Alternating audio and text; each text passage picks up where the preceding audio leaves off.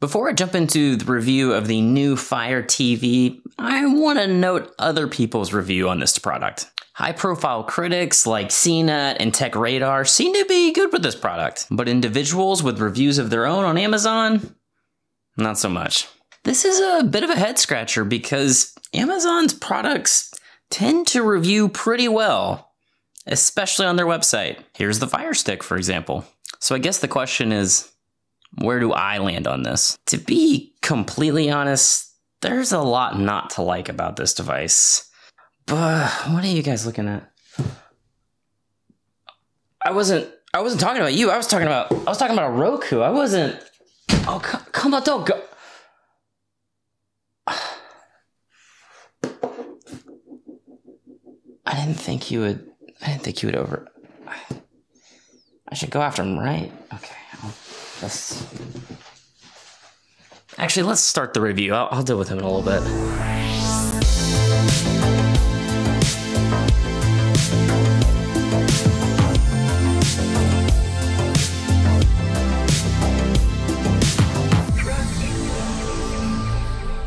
The unboxing experience is pretty nice, definitely a step up from the Fire tablet unboxing I did in my last video. You can power the Fire TV either with a wall outlet or by plugging it into a USB slot in the television itself. Also, odd, no reset button. I think this is a mistake, but to be fair, I've only had the Fire TV lock up on me once in the few weeks I've owned it. I just had to unplug the Fire TV and plug it back in to get it going again. After putting my Wi-Fi in, an update to the Fire TV, and a few reboots and logging into my Amazon account, I was good to get streaming. Actually, I take that back. I didn't need to log in. I think because Amazon shipped it and they had my account info, they had me already logged in and ready to go. Nice touch, Amazon. I really like the app picker at the beginning of the setup. It shows popular options in several categories to get you started in streaming. After I was in, I tried to find where I could search for apps, but then I realized that's what Alexa was for. This makes installing apps really easy. I bought a kit including the Echo Dot. To use that with it, you have to link Alexa on the Echo Dot in the Alexa app. After that short process, you're good to go. The interface is really nice. It looks a lot nicer than the Roku interface, which I can appreciate,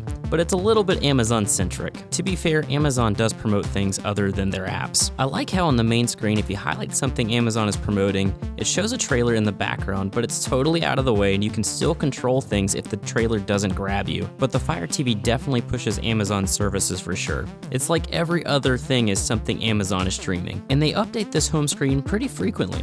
It seems like daily, which is really nice for getting exposed to new things. It supports a ton of apps: Netflix, Hulu, Epix, Prime Video, and there are even some I'll talk about later, Plex and HD Home Run. There are some notable missing, Vudu and Google Play Movies for instance. I guess Amazon didn't want the competition. But I will note, although it has YouTube, it's not an official app. YouTube and Amazon have a complicated relationship. It works, but it's less than a perfect experience with video stuttering and some additional load times, but it's pretty good for the most part. And it supports HDR, which we'll talk about later. You can beam YouTube from your phone to the Fire TV, which is a really fun feature. Also, the screensaver it uses is really awesome. These photos just stop me in my tracks at times. Let's just enjoy these for a little bit.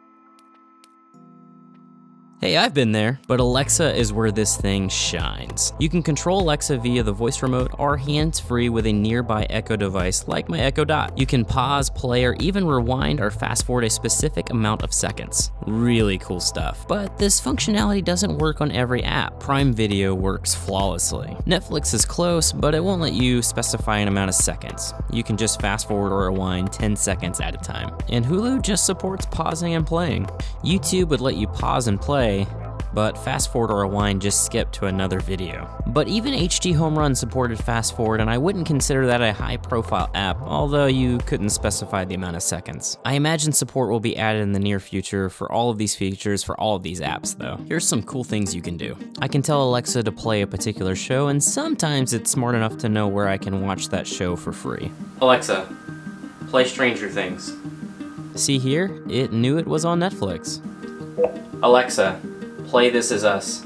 And here it knew it was on Hulu. A simple Alexa play gets things going. But sometimes you hit some walls with Alexa. Like if I tell it to play SpongeBob SquarePants, it takes me to purchase it instead of to Prime Video where I can watch it for free. And this is Alexa, so you can even control smart devices. Set the temperature to 52.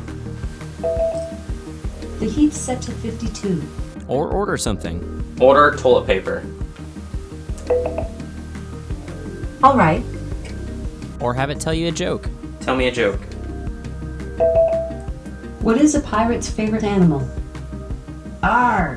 Varks. This is a lot of functionality you don't get with other devices. But I will say controlling the Fire TV sometimes feels a little limited. Here is all the commands I'm aware you can do. And be sure to be specific in your wording, it's not the smartest voice control I've seen. But what's missing? You can't navigate the menus by saying up or down, it just supports pretty specific stuff. Even something as simple as turning on your TV is out of the question. Alexa,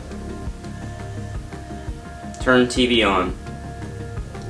Sorry, I didn't find TV. Nope, nothing. What's dumb here is this device supports HDMI Kick, so theoretically Amazon could program this feature in. By the way, HDMI Kick is an awesome feature that many people don't know about. Basically, it allows the device and your TV to communicate so the Fire TV can control your television and vice versa. To make things a little more clear, by clicking the home button on my Fire TV remote, the TV will turn on. And I can control my Fire TV with my television remote. It's really simple and really awesome. You're welcome. Not all TVs support it, but a lot do, and it's a really easy setup. I found the performance to be pretty good. I've used the Fire TV Stick, and I found this to be a good bit faster and more responsive. And I've used the 2015 Fire TV, and to be honest, it's tough to say which is faster.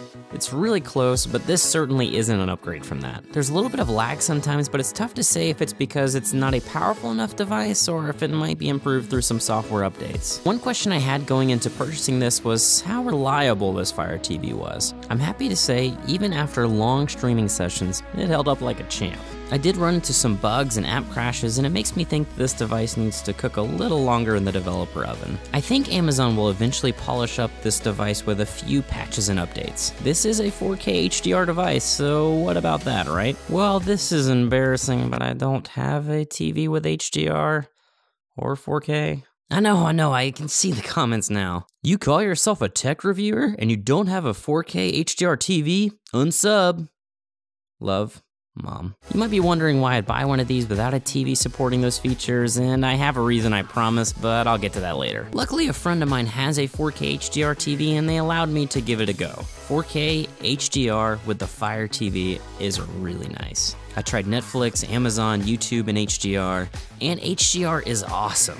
But I would say even a non-HDR image still looks great from this device in 4K. I could only notice the HDR difference in select scenes that really take advantage of the extra range of color. But watching at 4K though, that was a game changer for me. The edges and crispness of the image were nearly perfect. It definitely makes me want to accidentally drop a bucket of water on my 60-inch Vizio. Loading the 4K HDR image was plenty fast, even despite the extra data powering that image. My friend has fiber internet at gigabit speed, and loading was near instantaneous with the Fire TV. But you shouldn't need that much. Amazon claims a speed of 20 megabits per second should do the trick, which was surprising. I would have thought you would need more. The Fire supports HDR10 and not the Dolby version of HDR, so make sure your TV supports that if you're wanting to take advantage of HDR. Also at this time, only Netflix, YouTube, and Amazon apps support HDR, so not a huge collection right now, but I'm sure more will come later. Also, this device is perfectly portable. Just bring it along and connect it to Wi-Fi and you're off and running. The built-in HDMI cable helps this portability, but another reason I like having an all-in-one device like this is it saves you a little bit of money. An HDR cable that supports 4K at 60 Hz with HDR runs about $10 on Amazon. It's a nice little bit of savings baked in there. The main reason I got a 4K HDR device without a 4K or HDR television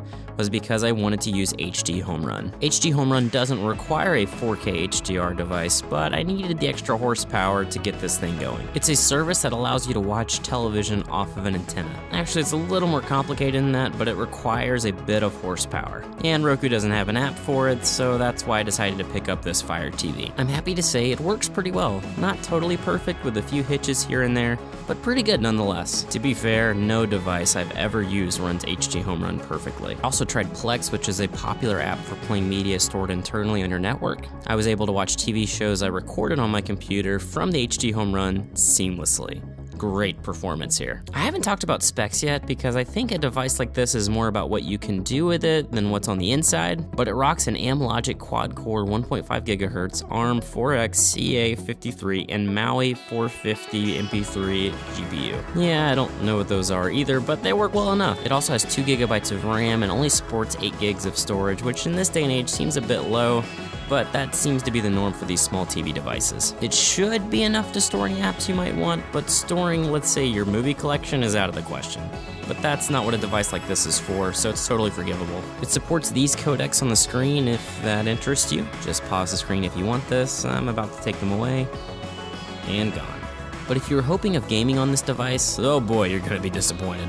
I tried to play Crossy Road. Yes, Crossy Road, and man, that was bad. Very laggy. And did I mention it was just Crossy Road? This is not an intense game by any stretch. After that, I didn't bother with any other games. If it can't handle Crossy Road, I don't think it'll run Crysis. It does support some game controllers, but with its lack of graphics power, I wouldn't bother getting one. Also a little random, the included remote for some unknown reason uses Bluetooth instead of, well, whatever it was using before. I'm not sure what the deal is with this change, but it still takes 2 AAA batteries. But nothing else has changed, exact same layout and form factor. Comparing it to my Roku Remote, this is the previous version of the Roku Remote, granted, but the Fire's is skinnier and has more buttons, although the Roku Remote has buttons specific to apps, which is nice. But the sleeker design actually hurts the Fire a little bit. I found this remote really easy to lose, with it being all black and being so skinny, it easily slides right into my seat cushions.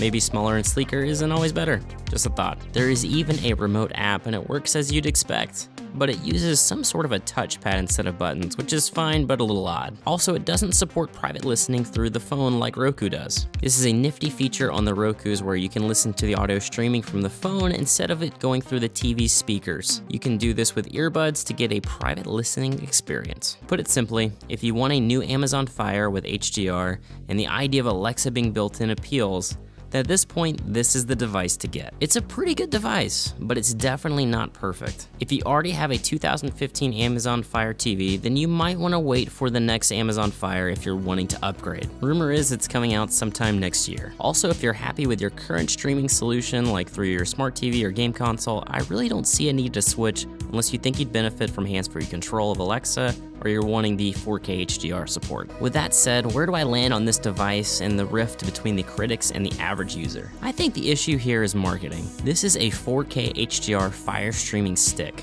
I don't care that Amazon is calling it a Fire TV and not a streaming stick. If you look at it like that, I don't think you'll be disappointed. Not that this is a step back from the 2015 Amazon Fire TV. No, not at all. It's more of a sidestep. As I mentioned before, I used the 2015 Fire TV for a few weeks before getting this one, and although the older version is more polished with less bugs, I don't think the performance is that different as a streaming box. It's basically the same thing in a smaller profile. That is, unless you care about gaming on these, a micro SD card slot for side-loading things, and getting an Ethernet jack built in. Well, on that last one, you can get an Ethernet jack on this sold separately for $15, except you can't right now. It's not on sale for a few more weeks. If these drawbacks are pushing you away from this device, then you might want to consider the new Roku devices that came out recently. There's a lot more of a selection to choose from, and they seem really nice on paper, although I haven't used one yet. And they control the volume on your TV from the remote. How great is that? I've linked some to look at in the description. I think that's it for the review. Thanks for watching, and I gotta go.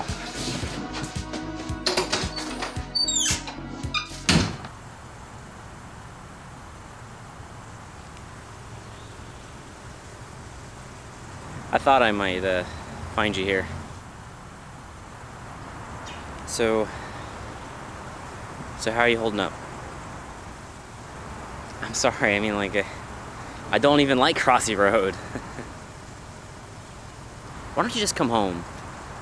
I heard there's a new episode of The Walking Dead that just came out. I've been really wanting to see that. Listen, maybe you're not the perfect streaming box for everyone, but you're perfect for me. At least until something better comes out.